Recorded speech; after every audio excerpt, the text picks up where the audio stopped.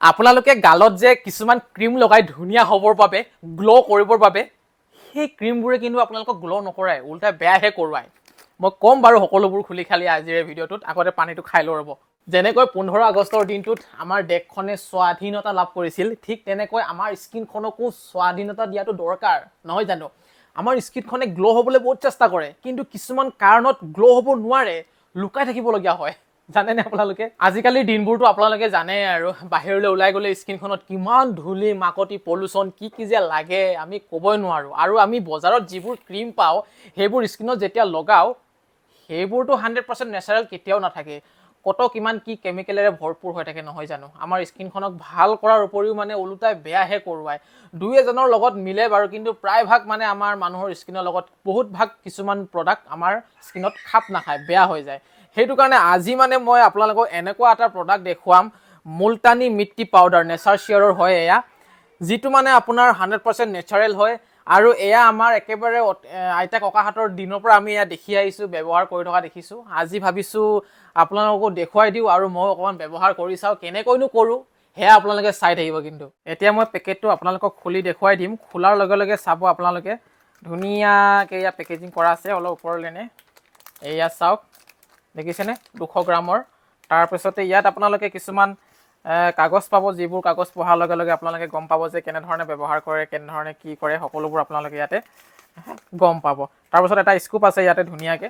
এইটো বিলাহী এটা লৈছোঁ, বিলাহীটো এতিয়া মই পেষ্ট কৰি দিম, মিক্সিত ভৰাই দিম, ধুনীয়াকৈ গুড়ি কৰি ল'ম। তাৰপাছতে ইয়াৰ লগতে মই এতিয়া সানিম মুখত।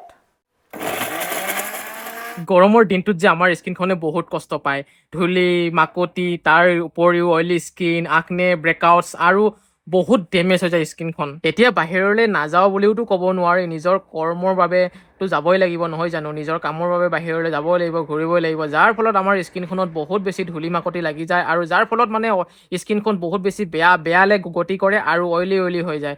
আৰু আমি ফেচ ৱাছ কৰাৰ পাছতো ফেচ ৱাছ কৰোঁহে, তাৰ কেইঘণ্টামান পাছত সেই একেই অৱস্থালৈ আকৌ ঘূৰি যায়। কিন্তু নেচাৰ শ্বেয়াৰৰ এই মুলতানী মিট্টি পাউডাৰে এনেকুৱা এটা কাম কৰে, যিটো আপোনালোকে মুখত লগালে বহুত বেছিকৈ ভাল ৰিজাল্ট পাবই পাব। আপোনালোকে এবাৰ ব্যৱহাৰ কৰি চাওক। আৰু এয়া কেৱল এক ফেচ মাস্কেই নহয়, ই হৈছে এটা স্কিন ডেটক্স থেৰাপি। এয়া যে 100% পিয়ৰ মুলতানী মিট্টি, যিয়ে ডাইৰেক্ট ফাৰ্মৰ পৰা লৈ আহে আৰু বিনা কেমিকেল, কোনো ধৰণৰ কালাৰ এড কৰা নহয়। 15 মিনিটমান আপোনালোকে মুখত লগোৱাৰ পাছত মুখখন ধুনীয়াকৈ ধুই দিব আৰু তাৰ পাছত আপোনালোকে ডিফাৰেঞ্চ চাব স্কিনৰ। ইমান ধুনীয়া প্ৰডাক্ট, এবাৰ আপোনালোকে ব্যৱহাৰ কৰি চাব, নিশ্চয় ভাল ৰিজাল্ট পাবই পাব। আৰু এয়া যে 100% নেচাৰেল হয়, চিন্তা কৰিবলগীয়া কোনো ধৰণৰ কথা নাই, কোনো ধৰণৰ ছাইড ইফেক্ট নাই। মই এই প্ৰডাক্টটোৰ লিংক ভিডিঅ'ৰ ডেছক্ৰিপশ্যনত দি থৈ দিছোঁ, কমেণ্টত পিন কৰি থৈ দিছোঁ আৰু টেগ কৰি থৈ দিছোঁ।